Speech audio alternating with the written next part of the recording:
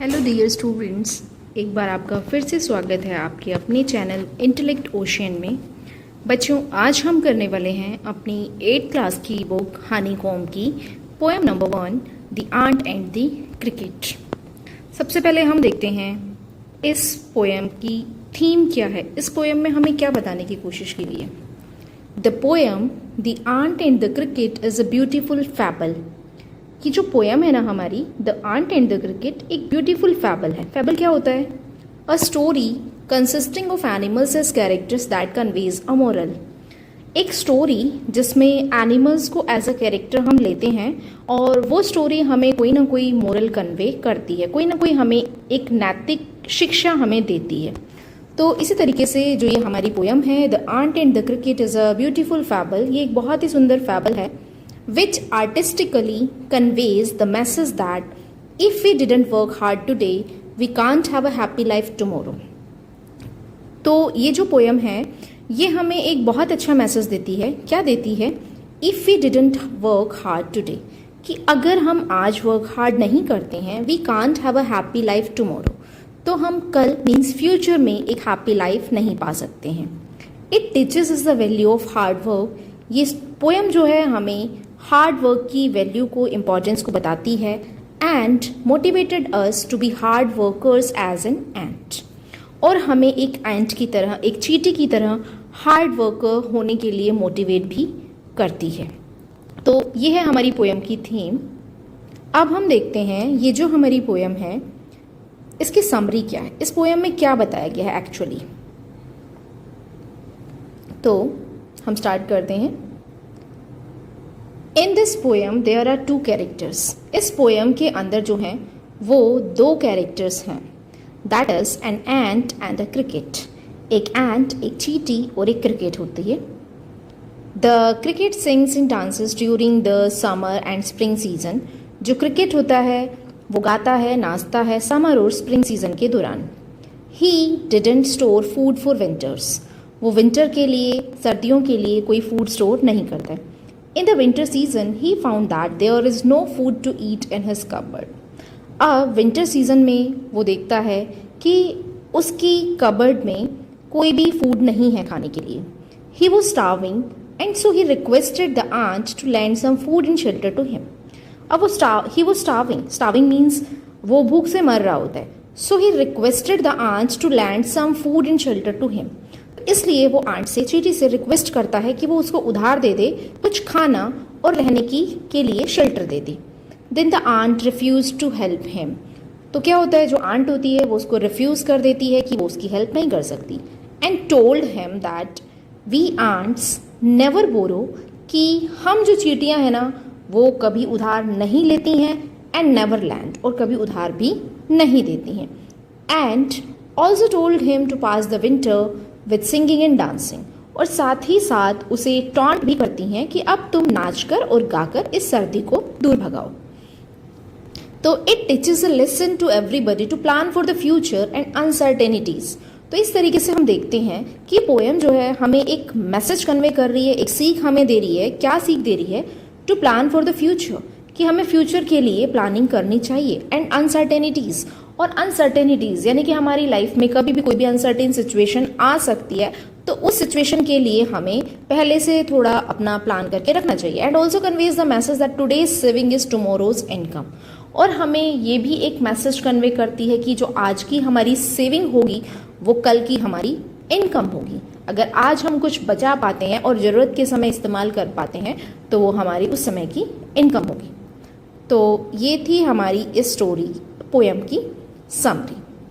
तो अब हम देखते हैं इस पोएम में आए हुए कुछ difficult word meanings.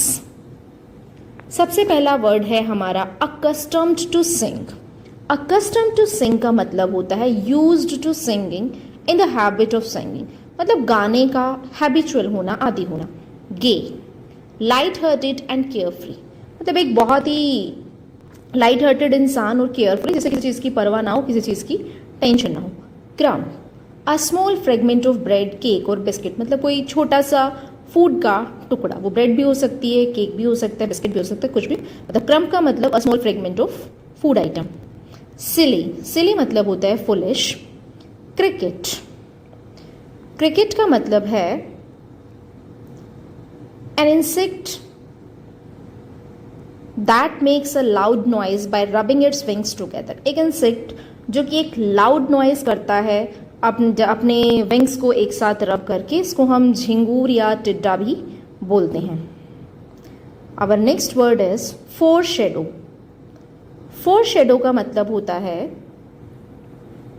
To predict something, किसी चीज को प्रिडिक्ट करना, और to give a hint of what is to come.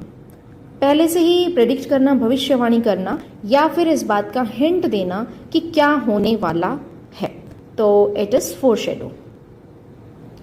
Stunted. Stunted का मतलब होता है टू स्टॉप समबडी या समथिंग ग्रोइंग और developing properly.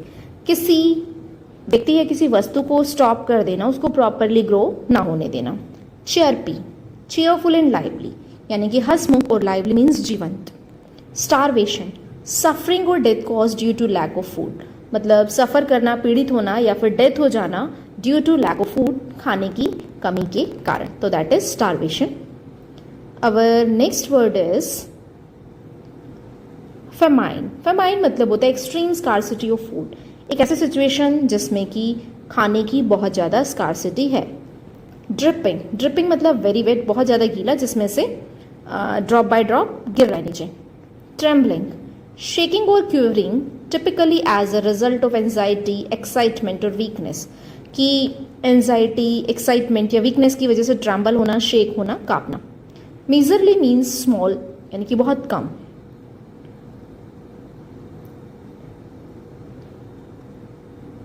Our next word is Mokri.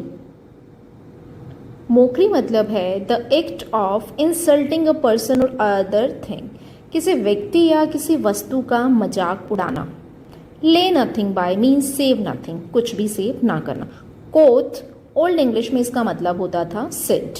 हास्टली, with excessive speed और अर्जेंसी, मतलब बहुत ज़्यादा स्पीड के साथ या अर्जेंसी के साथ, हरडली, बहुत तेजी से। Lifted the wicket. Lifted the wicket का मतलब हमारी इस पोएम के अकॉर्डिंग है put an end to the conversation here. यहाँ पर इसका मतलब है कि जो कन्वर्सेशन चल रही थी आंट और क्रिकेट के बीच में, उसको एंड करना। Our next word is fable. Fable means, जैसे कि हम ऑलरेडी डिस्कस कर चुके हैं, a short story typically with some animals as characters conveying a moral, जिसमें कि किसी एनिमल को एज अ कैरेक्टर हम उसमें लेते हैं और वो कोई हमें मोरल कन्वे करती है। वारंट का मतलब है जस्टिफाई करना किसी बात को। फॉक्स का मतलब पीपल इन जनरल, कि जनरली जो लोग हैं उनको हम फॉक्स कहकर भी कॉल करते हैं। तो अब हम चलते हैं हमारी इस पोएम पर बेस्ड क्वेश्चन आंसर्स पर। तो हम स्टार्ट करते हैं अपने फर्स्ट क्वेश्चन से। हमारा फर्स्ट क्वेश्चन है, the cricket says oh what will become of me. Cricket कहता है कि ओ मेरा क्या होगा। व्हेन डज ही से इट एंड व्हाई, वो ये बात क्यों बोलता है और कब बोलता है। The cricket speaks these words when he finds that his cupboard is empty. Cricket जो है वो ये वर्ड्स तब बोलता है जब वो ये देखता है कि उसकी कबर्ड जो है वो एम्प्टी है एंड विंटर हैज अराइव्ड, और ठंड जो है वो आ चुकी होती है। It couldn't find a single crumb to eat on the snow covered ground, और उसे एक सिंगल क्रम्प, एक छोटा सा भी फूड का पीस नहीं मिलता है स्नो कवर्ड ग्राउंड पर। And there were no flowers और लीव ऑन द ट्री, और ना तो पेड़ों पे कोई फ्लावर्स होते हैं उस समय, ना कोई लीव्स होती हैं। It wondered what would become of it because it was getting cold. अब उसे बहुत वंडर होता है, वो सरप्राइज होता है कि अब मेरा क्या होगा। इट वॉज गेटिंग कोल्ड, ठंड हो रही थी, and since there was nothing to eat, और खाने के लिए कुछ भी नहीं था, it would starve and die, तो वो सोच रहा था कि वो तो भूखा मर जाएगा और उसकी भूख से मर जाएगा और उसकी डेथ हो जाएगी। तो ये था हमारा first question. Now come to our second question. Our second question is, find in the poem the lines that means the same. हमारी पोएम के अंदर कौन सी लाइन है जिसका मतलब है neither a borrower nor a lender be, Shakespeare की line है। तो हमारी पोएम में कौन सी ऐसी लाइन थी जो ये सेम मीनिंग कन्वे करती है। तो हमारी पोएम में वो लाइन थी, but we ants never borrow we ants never lend, कि हम जो चीटियाँ होते हैं ना तो उधार लेते हैं ना उधार देते हैं। And next question is, what is your opinion of the ants principles. ये जो आंट्स का प्रिंसिपल है means they never borrow they never lend, कि वो ना तो उधार लेती हैं ना उधार देती हैं। आपको क्या लगता है उनका प्रिंसिपल कैसा है? The ants principle is not bad. जो आंट्स का प्रिंसिपल है वो कोई बुरा नहीं है। It teaches a lesson to everybody to plan for the future in uncertainties. ये हर एक इंसान को एक सीख देता है कि हमें अपने फ्यूचर के लिए और अनसर्टेनिटीज के लिए, ऐसे सिचुएशंस के लिए जो हमने एक्सपेक्ट नहीं की होती है बट कभी कभार आ जाती है, तो हमें उसके लिए सेविंग करके रखनी चाहिए।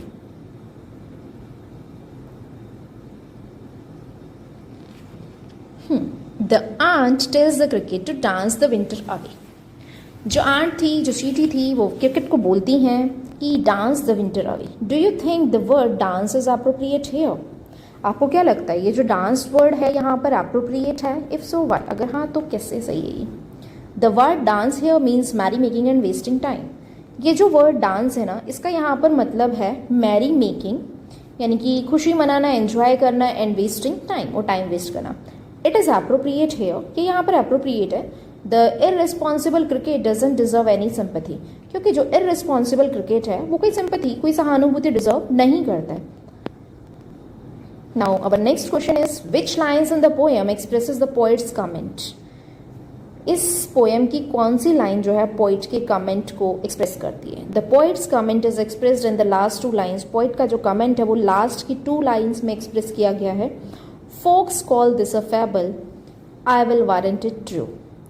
फोक्स जो हैं मीन्स जनरल पीपल जो हैं, इसे एक फैबल कहते हैं, एक कहानी कहते हैं।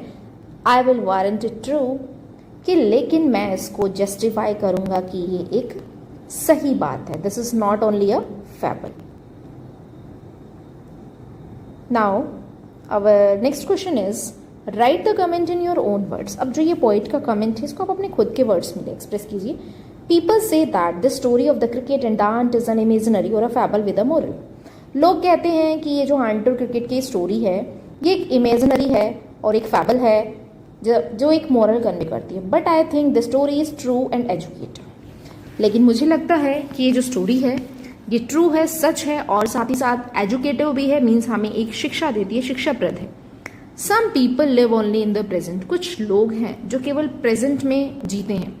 They spend what they earn. वो स्पेंड कर देते हैं जो भी वो अर्न करते हैं।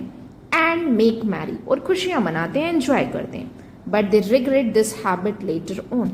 बट वो अपनी इस हैबिट को लेटर ऑन, बाद में रिग्रेट करते हैं at the time of need, at the time of uncertainties when they didn't have anything to cope up with the situation. Now we have some MCQs based on this poem. Let's discuss. What is a fable? जैसा कि हम already word meanings में भी discuss कर चुके हैं। What is a fable? A story with animals as character conveying a moral. एक story जिसमें एनिमल्स एज अ कैरेक्टर हम यूज करते हैं और वो कोई मोरल कन्वे करती है। Who does the expression a two-legged creature refer to? यहाँ पर हमारी स्टोरी में वर्ड आया था, एक फ्रेज आया है two-legged creature. Two-legged creature यहाँ किसको रेफर करता है? It refers to a man because this story conveys a message for the human beings too, who are the two-legged creatures. How many seasons are mentioned in this poem? इस poem में कितने seasons mention किए गए हैं? 3 seasons यहाँ पर mention किए गए हैं, summer, spring and winter.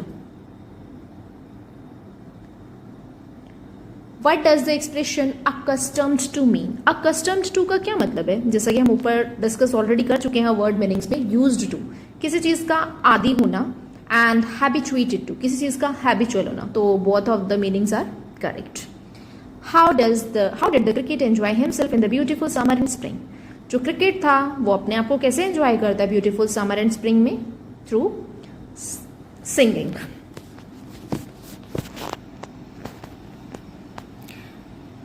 Why does the cricket cupboard empty? जो क्रिकेट था उसकी कबर्ड एम्प्टी क्यों होती है? Because he had hardly collected any food grains, क्योंकि उसने मुश्किल से ही कोई फूड ग्रेन कलेक्ट किया था। Because he enjoyed during summer and spring season and didn't collected anything for the winter. That's why his cupboard was empty. What is the meaning of the word crumb? Crumb का मतलब क्या था? A piece of food, already discussed. Why could not the cricket find even a crumb to eat? Cricket को एक छोटा सा टुकड़ा भी खाने के लिए क्यों नहीं मिला? Because the ground was completely covered with snow, क्योंकि जो ग्राउंड था वो कम्प्लीटली स्नो से कवर्ड था, इसलिए उसको कुछ खाने को नहीं मिला. This is the meaning of the expression what will become of me. इसका क्या मतलब था? What will become of me, what will happen to me, मेरा क्या होगा. Which of the following words means scarcity of food. Scarcity of food किसका मतलब होता है? स्कार्सिटी ऑफ फूड जैसा कि हम ऑलरेडी डिस्कस कर चुके हैं, ये भी फेमाइन. फेमाइन का मतलब होता है scarcity of food. Pick the synonyms of miserly. यहाँ पर माइजरली का सिनोनिम है stingy. What did the cricket wish to have from the ant? जो क्रिकेट था वो आंट से क्या चाहता था? Both food grains and shelter from rain. जो क्रिकेट था वो चाहता था कि आंट उसे कुछ फूड ग्रेन्स दे और शेल्टर दे रेन से बचने के लिए. Choose the opposite of the word borrow. Borrow means होता है उधार देना एंड इसका अपोजिट है लैंड. सॉरी, बोरो का मतलब होता है उधार लेना एंड इसका अपोजिट है लैंड, उधार देना. What is the meaning of the starvation? Starvation का क्या मतलब है? A state of having no food for a long period. एक ऐसी स्टेट, एक ऐसी सिचुएशन जिसमें लंबे समय से किसी ने कुछ खाया ना हो तो उसको कहा जाता है starvation. I am your servant and friend. Who said this to whom? I am your servant and friend. मैं तुम्हारा सर्वेंट हूँ, मैं तुम्हारा फ्रेंड हूँ. ये बात किसने बोली थी और किसको कही थी? The aunt said to the cricket. ये बात जो है आंट ने बोली थी और क्रिकेट को बोली थी. What does the expression lay by mean? यहाँ पर एक एक्सप्रेशन आया था lay by. इसका क्या मतलब है? To store for future use. Future use के लिए स्टोर करना, to save बचाना, दोनों वर्ड जो हैं ये सही हैं. My heart was so light. What does the cricket mean by this? Cricket कहता है My heart was so light. इसका क्या मतलब था? That he was so happy and carefree. कि वो बहुत ज़्यादा हैप्पी और केयरफ्री था during the summer and the spring season. What advice did the aunt give the cricket? जो आंट थी, चींटी थी, उसने क्रिकेट को क्या सलाह दी? To dance all the winter. कि डांस करे और डांस करके सर्दी को दूर भगाए. Some crickets have 4 legs and some have 2. What does it mean? यहाँ पर हमारी इस पोएम के अंदर एक लाइन आई है Some crickets have 4 legs. कुछ क्रिकेट्स की 4 टांगे होती हैं, कुछ की 2. What does it mean? It means some humans waste their youthful days. कि कुछ ह्यूमन बींग्स भी हैं लाइक क्रिकेट जो कि 4 legs क्रिकेट है, उसकी तरह कुछ 2 legs क्रिकेट भी हैं, वो ह्यूमन बींग्स के लिए कहा गया है. कुछ ह्यूमन बींग्स भी ऐसे होते हैं जो अपने यूथफुल डेज को, जो है जिस समय वो काम कर सकते हैं, अर्न कर सकते हैं, सेव कर सकते हैं, अपने फ्यूचर को सिक्योर कर सकते हैं, उस समय वो अपने उस समय को वेस्ट कर देते हैं. आई होप बच्चों आपको ये छोटी सी पोएम, उसके theme, summary, word meanings and question answers जो भी हमने अभी डिस्कस किया, MCQs, आपको ये सभी जो हैं वो क्लियर हो गए होंगे. तो thanks for watching. Do like, share and subscribe our channel Intellect Ocean. Thank you. Thanks for watching. Have a nice day.